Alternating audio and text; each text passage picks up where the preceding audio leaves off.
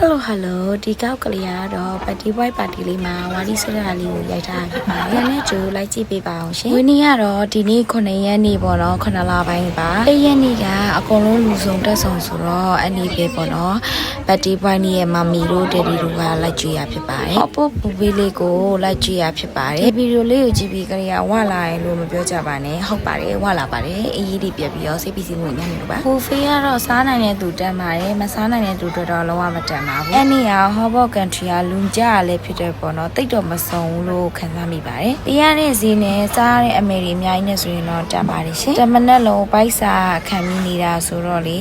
စကယ်လဲစားလဲစားရောဘာမှမမြိုင်နိုင်တော့ဘူး။များတွေအများကြီးကုန်နေခြင်းကလေးကမှမကုန်လို့ပေါ့နော်မနေ့ဟိုသူ့ထိုးကြွဒီလိုထိုးကြွနေထိုးကြည့်ခဲ့ပါတယ်။ထိုးနေတော့ကြက်တော့ဆိုင်ပြီးသွားပြီကျမတို့ကဟိုထဲမှာရှိနေတော့ရိုက်ပြီးသွားပြီ။လာနေပါသေးတယ်လာနေပါသေးတယ်။ဗီဒီယိုကြဗီဒီယို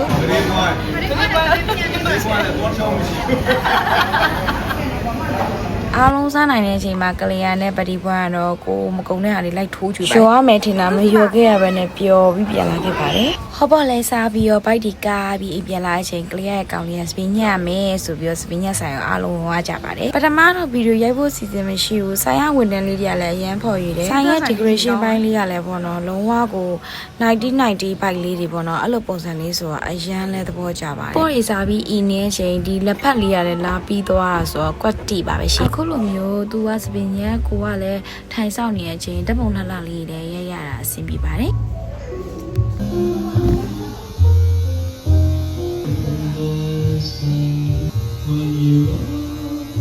ယောက်ျားလေးတီးတန်းစပင်းညက်ဆိုင်တော့အများကြီးတော့ရှိကြတယ်ဒါပေမဲ့အခုတော့နီးနေတာဒီဆိုင်လေးကိုတွေ့ထားပါတယ်ကလေးကကောင်လေးကသူစပင်းသွားညက်တိုင်းသူပြရဲ့ပုံကသူနဲ့မလိုက်ဘူးပဲအမြင်ပြောကြတယ်လို့အစီအမီတဲ့ပုံလေးကိုပဲအလားတူညှက်ပေးကြတယ်ပြီးသွားရင်ဆရာသမားလုံးဝမကြိုက်ပဲနဲ့စိတ်တီးတူတယ်ပြီးတော့ဖွင့်နေရကြာပြီးနဲ့တူတယ်အခုမှတွေ့မိရတဲ့သူလည်းနောက်လိုက်ရနေပါတယ်စပင်းညက်ပြီးတော့အပြန်သူအလုပ်မှာရင်မွေးအကျန်းစွပ်ဖို့ဆိုပြီးတော့ရင်မွေးဆိုင်လေးရောက်တော့ပါတယ်ဒီပါဒီပလော်လေးကတော့ဒီလောက်မှနေပြီးဆုံးသွားပါပြီရှင်ဝင်းနေရှင်အော်ချစ်ကြီးလည်းဒီတက်မကအောင်မြင်မှုတွေရရှိပါစေထက်မြက်တဲ့သားကောင်းရင်တလားလေးဖြစ်ပါစေနဲ့ပဲဗီဒီယိုလေးကိုဆုံးသက်လိုက်ပါရရှင်နောက်ဗီဒီယိုလေးမှာပြည့်တွေ့ပါမယ်